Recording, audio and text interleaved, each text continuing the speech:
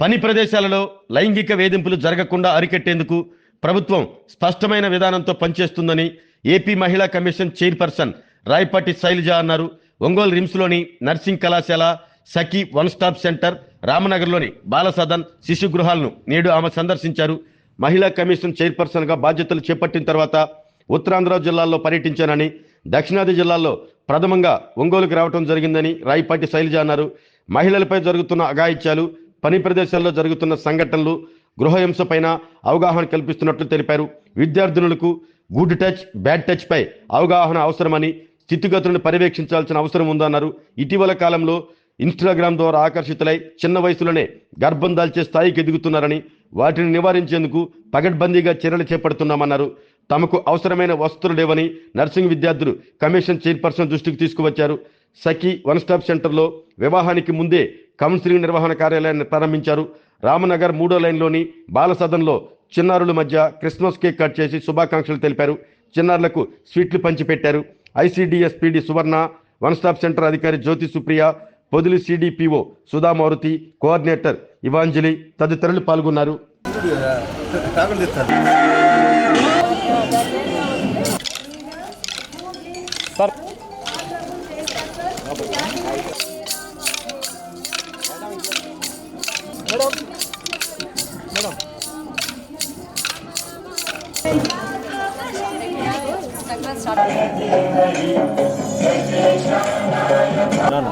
అయిపోయిందా? Once again, you're welcome, madam. Practicals akkade kabatti, so this is only the hostel. Ambitious largest festival supported. We are not having anything for a finance. Parla chapter.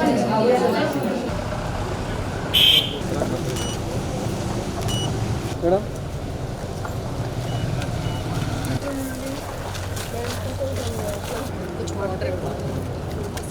Madam seat ఏంటి madam?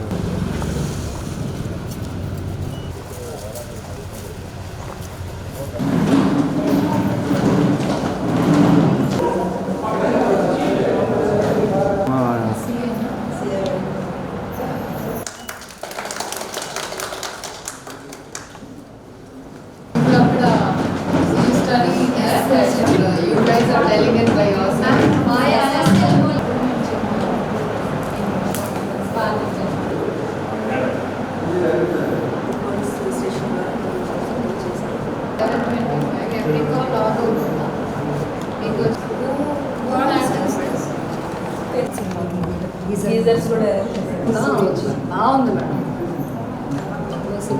అవసరం లేదు.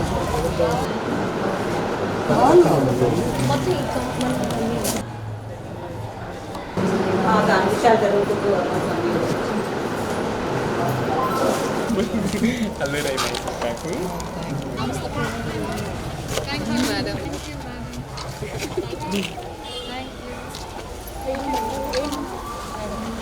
బాగా ready అయ్యారు అందరూ.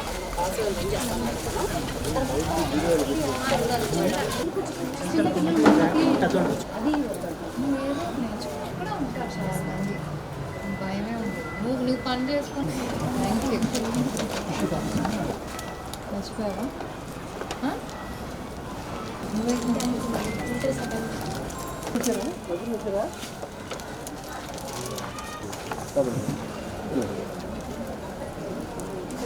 Photo అంటే friendship చేయటం, అందరు కలిసి పాడాలి. క్రిస్మస్ అంటే ఎలా ఉండాలి? చిన్నపిల్లలు అందరూ హుషారుగా ఉండాలి కదా. ఏమో ఇప్పుడు మాత్రం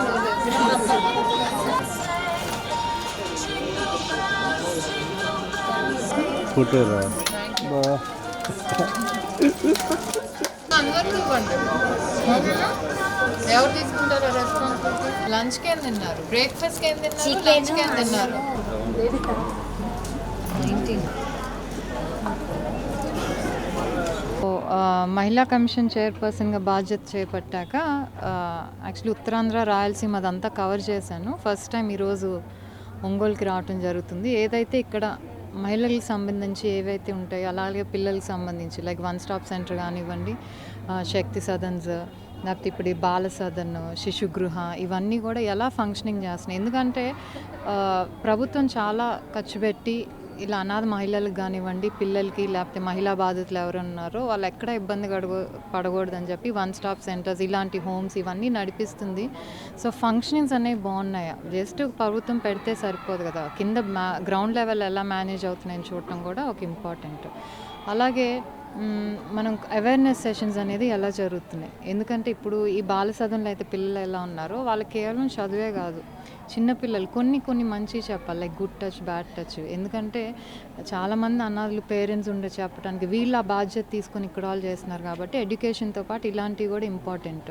పాక్సో చట్టాలు కానివ్వండి, లేకపోతే వర్క్ ప్లేస్లో లైంగిక వేధింపులు, ఇవందరికీ అది ఒక స్కూల్ లెవెల్ నుంచే స్టార్ట్ అవ్వాలనేది మా ఉద్దేశం. సో మేము ఆ దిశగా వర్క్ చేస్తున్నాము. అలాగే ఇక్కడున్న ఓఎస్సీ స్టాఫ్ కానివ్వండి, విమెన్ అండ్ చైల్డ్ డిపార్ట్మెంట్, వీళ్ళు ప్రతి ఒక్కరు కూడా అవేర్నెస్ సెషన్స్ అనేది ఇంకా తీసుకెళ్తున్నా. కొన్ని అన్ఫార్చునేట్ ఇన్సిడెంట్స్ ఇంకా జరుగుతుంది. అదేంటంటే ఎస్పెషలీ ఆడపిల్లలు ఏంటంటే ఈ ఫ్రెండ్షిప్స్, ఇన్స్టాగ్రామ్ ఫ్రెండ్షిప్స్ ద్వారా కానివ్వండి, ఆన్లైన్ సోషల్ మీడియా ఫ్రెండ్షిప్స్ వల్ల ఇంట్లో నుంచి వెళ్ళిపోయి ప్రెగ్నెన్సీ తెచ్చుకోవటం, టీనేజ్ ప్రెగ్నెన్సీస్, లేకపోతే ఇంట్లో వేధింపుల వల్ల ఇవన్నీ కూడా జరుగుతున్నాయి. సో దాన్ని ఏ లెవెల్కి అరకట్టచ్చు అనేది కూడా మనం చూడాలి. అదేంటంటే కాలేజ్, స్కూల్ లెవెల్ నుంచి వాళ్ళకి చెప్తూ ఉండాలి లైఫ్లో ఏది ఇప్పుడు చదువుకునే ఏజ్, తర్వాత ఏం చేయాలి, అలా స్టెప్ బై స్టెప్ చెప్తుంటే ఎంతో కొంచెం పర్సంటేజ్ అన్న తగ్గగలమని. ఇది నేను ముఖ్యంగా నా మెయిన్ ఫోకస్ ఏంటంటే లైంగిక వేధింపులు కాలేజెస్ కానివ్వండి, యూనివర్సిటీస్లో, లేకపోతే పనిచేసే ప్రదేశాల్లో, let it be government offices, private offices, అవి కొంచెం ఎక్కువ అవుతున్నాయి.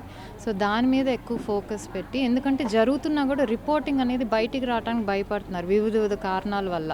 సో దాని మీద కొంచెం అవేర్నెస్ తీసుకొచ్చి వాళ్ళకి మేమున్నాం అనే ఒక భరోసా కలిగితే బయటకు వచ్చి చెప్తారు. చెప్తే కనుక బేస్డ్ ఏదైతే చేసిన అతని మీద పనిష్మెంట్ పట్టి ఇంకొకరు ఆ తప్పు చేయకుండా ఉంటారు. సో దీని మీద నేనైతే పర్సనల్గా ఎక్కువ ఫోకస్ పెడుతున్నాను. ఎందుకంటే ఈ వారంలోనే నా దగ్గరికి 3 వచ్చినాయి. సో దీన్ని ఎలా అరికట్టాలనేది వేస్ట్. ఎందుకంటే మనకున్న హక్కులు తెలియాలి, ఆ హక్కులు తెలిస్తేనే అట్లీస్ట్ బయటకు వచ్చి రిపోర్ట్ చేయగలుగుతారు. సో దాని మీద నేనైతే ఎక్కువ వర్క్ చేస్తున్నాను. అట్లీస్ట్ నా టర్మ్లో దాని మీద ఎక్కువ వర్క్ చేయాలని అయితే డిసైడ్ అయ్యాను. ఆరోగ్యమే మహాభాగ్యం అంటారు, కానీ ఆరోగ్యాన్ని నమ్మకంగా కాపాడే స్థానం ఎక్కడ? ఇది ఒంగోలులో మీకు దగ్గరగా మన Venkataramana nursing home private limited caring your life 54 ఏళ్ల విశ్వాసంతో ఇది ఒక హాస్పిటల్ కాదు, ఇది ఒక విశ్వాసం. 3 తరాలుగా వేలాది కుటుంబాలను ఆరోగ్యంగా నిలిపిన ఆదరణ. మా నిపుణుల వైద్య బృందం మా దగ్గర అనుభవం కలిగిన బృందంలో అందించే సేవలు neuro surgery, general medicine, diabetes, pulmonologist, general surgery, ophthalmology, urology, orthopaedic, ENT, paediatrics, dental surgery, anaesthesiology, gynaecology, cardiology, emergency మరియు క్రిటికల్ కేర్. ఒంగోలులో ఆరోగ్యానికి ఒక కొత్త శకం ప్రారంభమవుతుంది. వెంకటరమణ ఐ హాస్పిటల్ ప్రారంభించబడింది.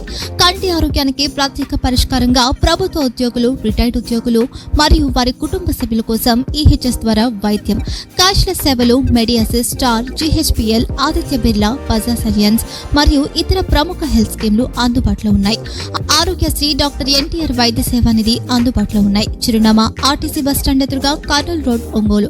Phone number 08592282623, cell number 9100679099, eye hospital number 9866484770, website www.venkatramanarsinghome.com, Facebook www.facebook.com/pkrnh.